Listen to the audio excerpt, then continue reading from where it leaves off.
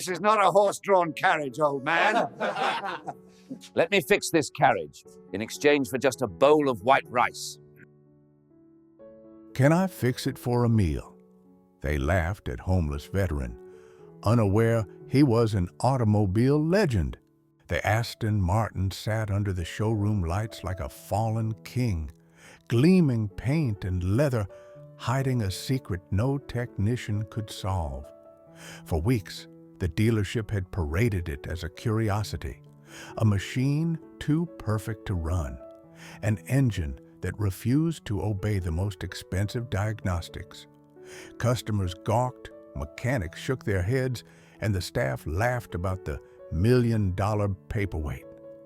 Then, one gray afternoon, the glass doors hissed open and a ragged figure stepped inside. His coat was torn at the seams, his boots scuffed thin, his beard tangled with weeks of neglect. He smelled faintly of oil and cold pavement. To the salesman in pressed suits, he was an intruder, a nuisance to be ushered out before he frightened the clientele. But the old man ignored their sneers. His eyes locked on the Aston Martin as though it were an old friend. He shuffled closer, placed a hand on the hood, and whispered something no one else could hear. When he turned back, his voice was steady. "Let me fix it," he said. "All I ask is a hot meal." Laughter broke out instantly. One salesman clapped sarcastically. Another muttered, "Fix it for food. He can't even fix his own life." The derision rolled across the showroom like cheap music, shallow and ugly. At the back of the room, however, the owner, Mr. Abernathy, raised an eyebrow. He had seen desperation before, but this wasn't it. There was something in the man's eyes, not hunger alone, but certainty. Against his better judgment, Abernathy gestured. "All right, old-timer, show us." The mechanic scoffed, but the man, Jack Riley, stepped forward, rolling up a sleeve stained with grease, long faded. He bent low, listened, touched, smelled, as though the car spoke a language only he remembered. Within minutes, he pinpointed the fault. A misaligned sensor, buried beneath the electronics, overlooked by computers, but obvious to instinct. The engine roared to life, smooth and defiant. The showroom gasped. Abernathy's eyes widened, and the salesman who had laughed now stared, speechless. Who was this ragged veteran who could awaken a dead machine with nothing but touch and memory? The luxury car dealership was a palace of glass and chrome, a cathedral to wealth in the heart of downtown. Polished floors reflected the gleam of machines worth more than most houses. The air smelled faintly of leather upholstery, fresh wax, and expensive cologne from the salesman who prowled the floor in tailored suits. Outside, a drizzle tapped against the broad windows, blurring the city lights and making the showroom glow like a jewel box in the gloom. At the center of the stage sat the Aston Martin, sleek, flawless, and silent. It was more sculpture than vehicle, an exquisite machine that mocked its own purpose. Customers came not to buy but to gawk at the unfixable model, a car so advanced that even the dealership's engineers couldn't coax a heartbeat from it. It was both a marketing ploy and a joke. Proof, the staff said, that sometimes even beauty could be useless. The people who lived in this world, salesmen with slicked-back hair, managers who measured success in quarterly figures, and customers who treated cars as jewelry, were used to control. They were used to sneering at anyone who didn't belong. And so when the ragged old man walked in from the rain, he was instantly out of place. Jack Riley, 64, looked like life had worn him thin. His coat was patched at the elbows, his boots worn to the sole, his hands blackened with scars and grease that no amount of soap could ever wash out. His beard was grizzled, his hair hidden beneath a battered cap, and his eyes, gray and sharp, carried the wary distance of a man who had spent too many nights on the street. He walked with a slight limp, a relic of old injuries. To the showroom staff, he looked like just another drifter, someone to push back outside before the smell of poverty touched the leather seats. Yet beneath the worn exterior, Jack carried something else, the posture of discipline, the echo of years spent in uniform. Once, he had been Sergeant John Riley, the Army's go-to mechanic, a man whose instincts could coax life back into tanks and Humvees torn apart by desert winds. His legend lived in whispers among veterans, the man who listened to engines like they were living things. But that was 40 years ago. To the world, Jack Riley had vanished, listed missing in action after a raid overseas. Now, here he was, dismissed as a beggar. Opposite him stood Mr. Abernathy, the dealership's owner. Unlike his salesman, Abernathy was no fool. He was in his 70s, gray-haired, with the weary eyes of someone who had seen fortunes rise and fall. He didn't laugh when Jack offered to fix the Aston Martin for a meal. Instead, he studied him.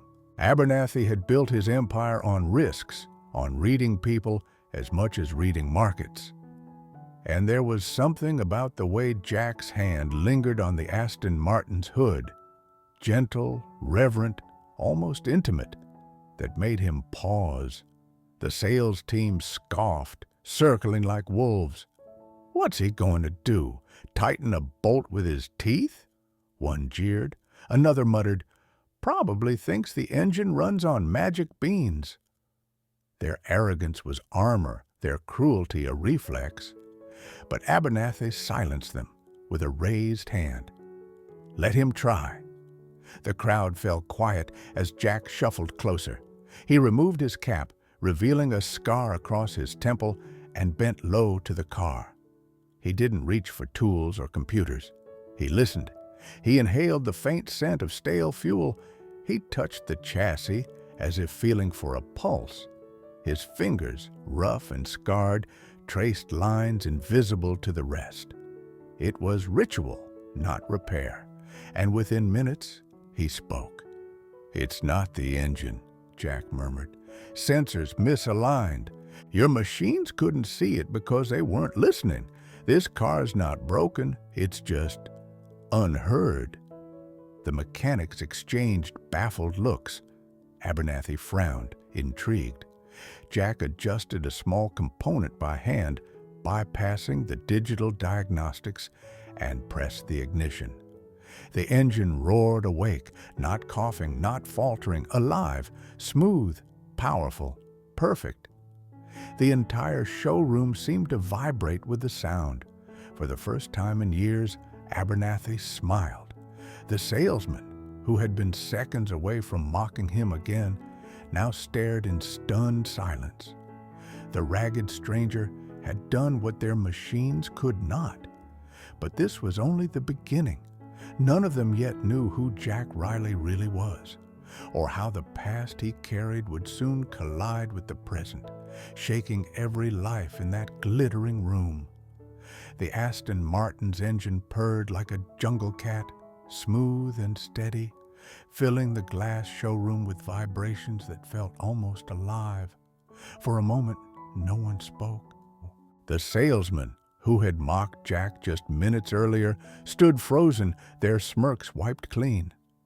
Customers who had gathered to watch the spectacle gaped openly, some even clapping softly in disbelief. Jack Riley, however, didn't bask in the glory. He simply wiped his hands on his tattered coat, gave the car one last pat as if it were a loyal companion, and said quietly, "Told you, it just needed to be heard." The silence cracked, and the room erupted, not with cheers but with nervous laughter and muttering. The salesman scrambled to reclaim control. "Must have been a fluke," One said too loudly, "The old man just got lucky." Another added, "Anyone could have figured that out eventually. Computers, manuals, it's all in there." But their bravado rang hollow. Everyone had seen the truth. Their computers, their manuals, their arrogance hadn't done a thing. It was the ragged veteran who had given life back to the Aston Martin. Mr. Abernathy stepped forward, his expression unreadable. He offered Jack a slow clap, each strike of palm against palm, deliberate. "Well done, old-timer," he said. "You've earned your supper tonight." His voice carried an edge that made the salesman flinch. Abernathy didn't like being shown up on his own floor, but he respected results. Jack nodded, his eyes steady. "That's all I asked, a hot meal." But the salesmen weren't ready to surrender their pride. "This is ridiculous," one snapped. "We let some homeless guy poke around in a luxury car, and now what? He thinks he's some kind of genius." The remark landed like a slap. Some of the customers chuckled nervously, siding with the staff, while others frowned, uncomfortable with the cruelty. Jack stood silent, his jaw tightening, but his voice restrained. He had been called worse, endured worse. He didn't need to fight back with words. His proof was still roaring from the Aston Martin's engine bay. Richard, the lead salesman, leaned in, sneering. "Tell me, old man, if you're so talented, why are you standing here in rags begging for food? Legends don't sleep under bridges." His words dripped with venom, designed not just to humiliate Jack, but to reassure himself. Jack met his gaze, unflinching. "Some engines break down because they're abused," he said softly. "Some because they're abandoned. Doesn't mean they can't run again." His words hung in the air, cryptic yet heavy, and Richard looked away first. But the damage was done. The crowd buzzed with whispers, questions, doubts, curiosity. Who was this man, really? How could someone who looked like a beggar carry such instinctive mastery? Abernathy sensed the shift. He studied Jack closely, his sharp business mind already calculating. "What's your name?" he asked.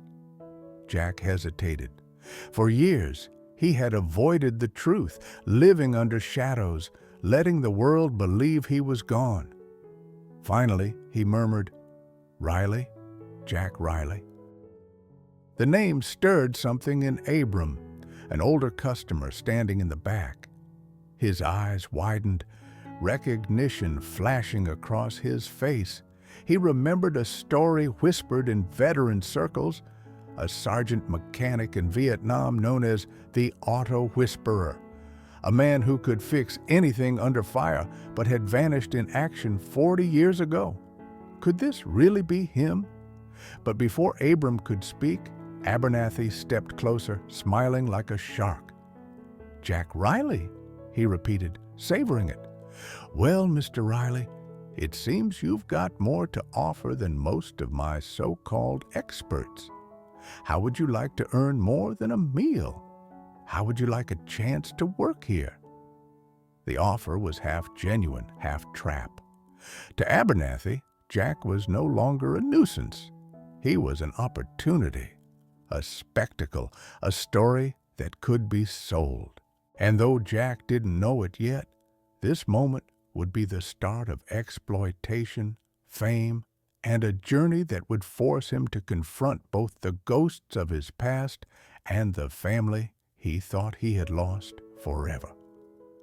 The Aston Martin still rumbled, alive and steady, but in that showroom, the tension had only just begun. Jack Riley sat at the edge of the dealership's break room that night, hunched over a paper plate of meatloaf and mashed potatoes that Abernathy's secretary had quietly arranged. He ate slowly, each bite more for warmth than hunger. Around him, the murmur of mechanics and salesmen drifted in and out, laced with disbelief. The man who looked like a drifter had revived the Aston Martin no one else could touch. But Jack kept his eyes low, his thoughts turned inward, because for him, every engine was a memory, and every memory carried weight. He had grown up in a small steel town in Ohio, the son of a welder and a seamstress.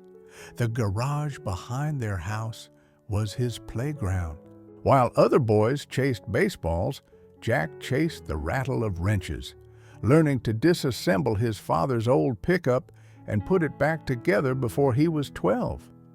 By 15, he could coax life from machines that other mechanics had abandoned, listening to the subtle coughs and groans of their engines like they were voices only he could hear. His father called him a prodigy. His mother called him an oddball. Jack didn't care. To him, engines were alive, and his hands were their translators. When the draft came, it was almost inevitable. The Army didn't just want soldiers, they wanted mechanics who could keep convoys running in the middle of nowhere. Jack enlisted at 18, trading the quiet of his father's garage for the chaos of motor pools and the constant strain of war. He quickly earned a reputation in his unit: tanks that refused to start, Humvees with failing transmissions, helicopters grounded by glitches. Jack coaxed them all back into service. The men started calling him the Auto Whisperer, a nickname that stuck. But war is never just engines. Jack carried scars deeper than grease under his nails. He watched friends die on roads that were supposed to be safe, lost men who had trusted their machines and him to bring them home. One night, during a convoy ambush, he crawled beneath a burning truck to patch a severed fuel line while bullets ricocheted off the frame above him. He got the engine running, but half the unit never made it out. For that, he was awarded commendations he'd never wanted and a reputation that haunted him. Then came the mission that erased him. 40 years ago, deep in hostile territory, his unit was hit. Jack was listed as missing in action. The military presumed him dead. In truth, he survived, carried off by locals, wandering for weeks before being found. By the time he made it home, the Army had moved on. He slipped through the cracks of bureaucracy and grief, a ghost in his own country. He never bothered to correct the record. Maybe it was easier that way. He tried to rebuild a life. He married Clara, the one woman who understood the quiet gravity in his eyes. They had a daughter, Elizabeth, and for a few years, Jack believed he could put the past behind him. He opened a small garage, teaching Elizabeth how to hold a wrench, showing her the beauty in engines the way his father once had. But the war never really left him. Nightmares gnawed at him. He drank too much, stayed too late at the shop, withdrew into silence. When Clara died in a car accident, grief swallowed him whole. He pushed Elizabeth away with his distance, too broken to explain, too ashamed to admit he couldn't be the father she needed. Eventually, she left, and Jack let her go. It was easier to disappear than to face the disappointment in her eyes. The years blurred. Jack drifted from town to town, fixing cars in exchange for a meal, sleeping in shelters or beneath overpasses. People saw only a drifter, but beneath the ragged clothes, his gift never left him. Engines still spoke to him, and he still listened. Now, sitting in Abernathy's dealership with the taste of warm food on his tongue, he felt those years pressing on him. Fixing the Aston Martin had stirred something buried deep. The way the car had roared back to life reminded him of the night he had fixed that fuel line under fire, listening, coaxing, refusing to let the machine die. What Jack didn't know yet was that his act tonight had stirred something else too: recognition. Abram Stevens, the older veteran in the showroom, had already begun making calls. Reporters were sniffing at the edges of the story, and Elizabeth, his estranged daughter, would soon learn that the father she thought long dead had been living all along, broken, ashamed, but still breathing. Jack Riley's past was no longer content to stay hidden. It was about to collide with his present in a way that would change everything. The next morning, the dealership was buzzing. What had happened with the Aston Martin had already leaked, first whispered among customers, then posted as shaky cell phone clips online. By noon, the story had made its way into local news feeds. Homeless man fixes $250,000 Aston Martin in minutes. The article framed it as curiosity, but the images, Jack's ragged coat, his scarred hands hovering over the gleaming hood, struck a deeper chord. Mr. Abernathy read every word with a calculating smile. He smelled opportunity. A viral story could be worth millions in free publicity, and this scruffy mechanic, this Jack Riley, was the golden ticket. By afternoon, he summoned Jack to his office. The room was large, lined with walnut shelves, trophies, and glossy photos of Abernathy shaking hands with celebrities. The old man leaned behind a massive desk, fingers steepled, eyes sharp. "Jack," he began smoothly, "you've stirred quite a storm. People love the idea of a nobody making a miracle happen. I want you to come work for me. Public appearances, maybe a commercial or two. You'll be fed, housed, paid." Jack shifted in his chair, uneasy. "I don't need fame," he muttered. "Just a roof and some peace." Abernathy chuckled. "Roof, peace, those cost money. And right now you're sitting on the biggest story this town's seen in years. Why not use it?" Jack said nothing. His instincts bristled. He had been used before, by the army, by systems that consumed men and forgot them. But hunger gnawed at him, and exhaustion clouded his judgment. He gave a reluctant nod. "All right, but only if I can still work on cars." "Of course," Abernathy replied with a smile that never reached his eyes. "Cars, and perhaps people too." That evening, Abernathy unveiled Jack to the public. Reporters swarmed the showroom. Flashbulbs popped. The Auto Whisperer, they called him, a name Abernathy himself had trademarked within hours. Merchandise appeared, shirts, posters, even coffee mugs. Jack's face was everywhere, yet he saw none of the profits. For each handshake and photo op, Abernathy's coffers grew heavier, while Jack received only crumbs. But amid the chaos, something unexpected happened. As Jack stood awkwardly at a press event, his gaze fell on a familiar face in the crowd. A woman in her 40s, auburn hair pulled back, eyes burning with equal parts anger and grief. Elizabeth, his daughter. She hadn't seen him in decades. To her, he had been dead, a casualty of war and silence. Yet here he was, alive, paraded like a sideshow attraction. Their eyes locked, and for a moment the room disappeared. Jack's throat tightened, the words caught, heavy with years of regret. "Liz." Her jaw clenched. She turned away, tears shining, but she didn't leave. That was the turning point. Fame had dragged him back into the world he had fled, but it also cracked open the door he thought forever closed, the chance to face his past, to seek forgiveness, to build something again. The weeks that followed were a storm Jack Riley had never asked for. Everywhere he went, people pointed and whispered. Cameras chased him. Auto Whisperer merchandise filled shelves, keychains shaped like wrenches, posters of his scarred hands hovering over an Aston Martin, slogans stamped across glossy t-shirts. Abernathy's dealership became a circus, flooded with customers eager to meet the legend who could hear cars. But Jack saw none of the profits.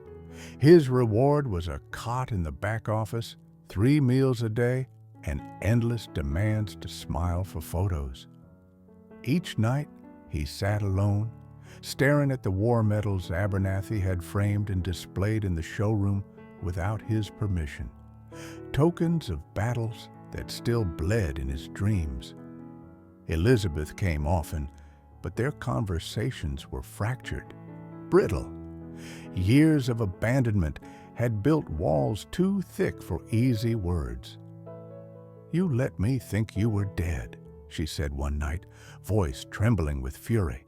"Do you know what that did to me? To Mom?" Jack had no answer. He only lowered his head, whispering, "I wasn't the man you needed me to be." Still, something fragile began to grow.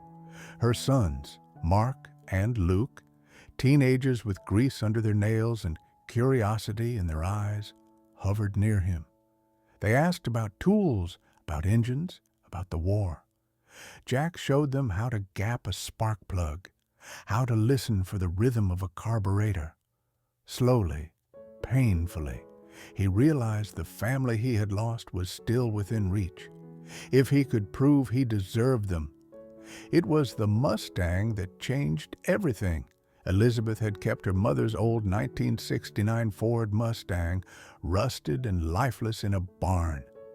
She had considered selling it, but Jack asked for it instead. "Let me bring it back," he said. "Not just the car, us."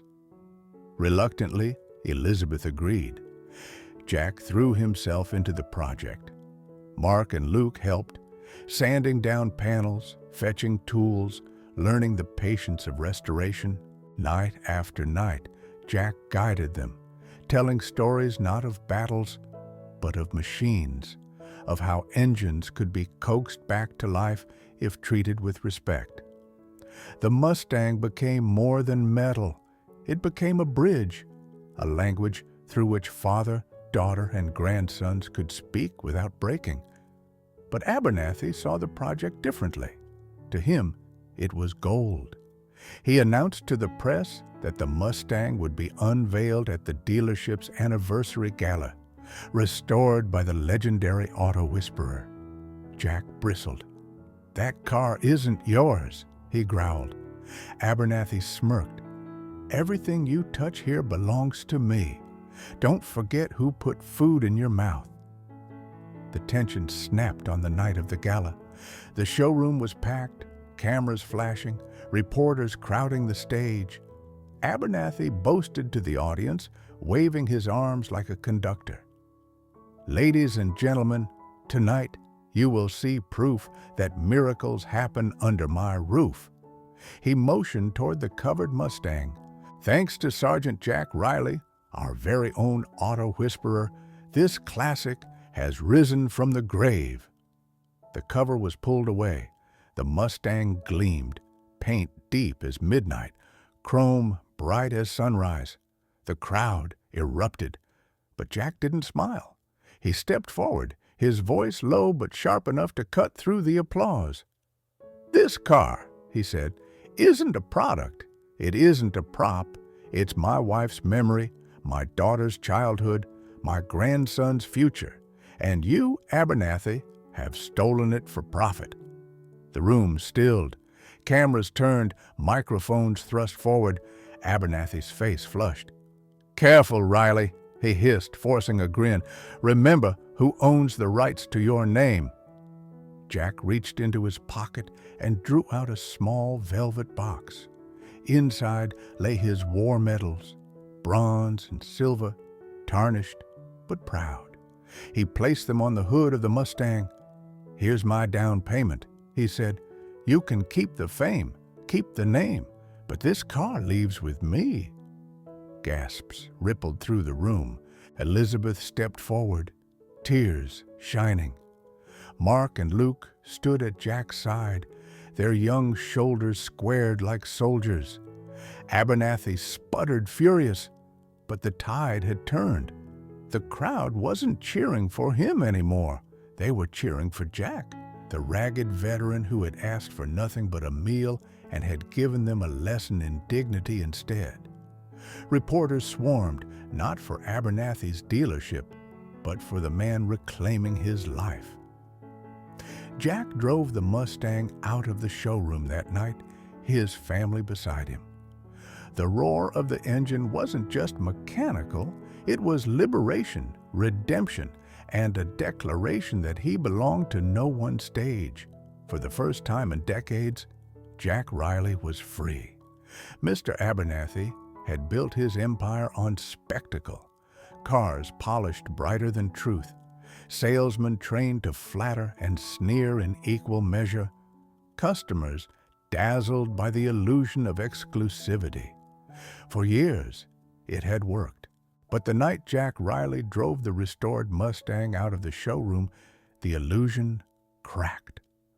The crowd that once cheered Abernathy now turned their cameras on him. Reporters swarmed, their questions sharp. Did you exploit a homeless veteran? Why did you trademark his name without consent? Where did the profits from auto whisperer merchandise go? Abernathy stammered, his polished smile collapsing under the weight of scrutiny. Over the next weeks, the tide worsened. Articles exposed the truth. Abernathy had pocketed millions from Jack's story while offering him nothing but scraps. Customers canceled orders. Investors withdrew support. The dealership's reputation, once untouchable, became a punchline. Inside the showroom, salesmen whispered in corners, eyeing the empty pedestal where the Aston Martin had once sat and the blank wall where Abernathy had hung Jack's medals. Without Jack, the magic was gone. The dealership was just another glass cage filled with machines no one believed in. Abernathy tried to fight back. He called press conferences, filed lawsuits, shouted about ownership. But his voice no longer carried authority. It carried desperation. The more he clung to control, the more the public recoiled. One morning, he arrived to find protesters outside the dealership, veterans holding signs, families demanding accountability, even young mechanics inspired by Jack's story. Cameras captured every second as Abernathy pushed through the crowd, his face pale and drawn. Inside, silence greeted him. Employees avoided his eyes. The empire he had built on arrogance was crumbling, and there was no one left willing to hold it up. Abernathy sank into his office chair, staring at the glossy photos of himself shaking hands with celebrities. Once they had symbolized power. Now they mocked him. The legend he thought he owned had walked out with nothing but a restored Mustang and his dignity intact. And Abernathy was left with everything money could buy, except respect. His downfall was complete, not in a single moment, but in the slow realization that the world had moved on, leaving him alone with a hollow sound of his own ambition. The old garage on the edge of town smelled of oil, rust, and fresh paint. A hand-painted sign hung above the door, Second Chance Auto. It wasn't sleek like Abernathy's dealership, but cars lined up outside, each one belonging to someone who had nowhere else to turn. Single mothers with broken minivans, veterans with trucks held together by prayer, kids with old beaters they were trying to keep alive. Inside, Jack Riley worked with sleeves rolled, grease on his hands, a soft hum in his throat as he tuned an engine by ear. He no longer performed for cameras or signed autographs on merchandise he never wanted. Here, he was simply a mechanic again, listening, fixing, restoring. Payment often came in strange forms, a home-cooked meal, a handshake, sometimes nothing at all. Jack didn't care. For the first time in years, he felt at peace. Elizabeth visited often, her boys even more so. Mark and Luke had become his apprentices, eager to learn not just how to repair machines, but how to respect them. For Jack, each lesson with them was more than mechanics. It was a way of repairing himself, piece by piece. He had missed so many years of fatherhood, but with every bolt tightened and every spark plug replaced, he was slowly building something new: trust. One autumn afternoon, a Jeep rolled into the lot, its engine coughing like a wounded soldier. An older man stepped out, a retired General Jack vaguely remembered from long ago. In the passenger seat sat David, the general's grandson, a young veteran, eyes haunted, hands trembling as he clutched the steering wheel even after the engine had gone silent. "He's been struggling," the general said softly. "The Jeep was his father's. He can't get it to run." Jack didn't just pop the hood. He sat beside David, listening. The boy spoke haltingly of nightmares, of silence that pressed too heavy, of the feeling that he too had been left behind. Jack recognized every word. He fixed the Jeep with steady hands. Yes, but more importantly, he let David talk. When the engine finally turned over, David's shoulders eased for the first time in months. As twilight fell, Jack wiped his hands and turned to find a boy no older than 12 standing shyly near the garage door. "Mister," the boy asked, "can I help fix something if I give you half my sandwich?" Jack smiled. He saw himself in the boy's eager eyes, saw the circle completing. He handed him a wrench. "Deal, but you eat the sandwich too. We'll share a meal after." Engines hummed in the fading light, and for the first time in a long time, Jack Riley felt whole. The world had given him scars and silence, but now he gave back in the only way he knew how. One repair, one act of kindness, one second chance at a time.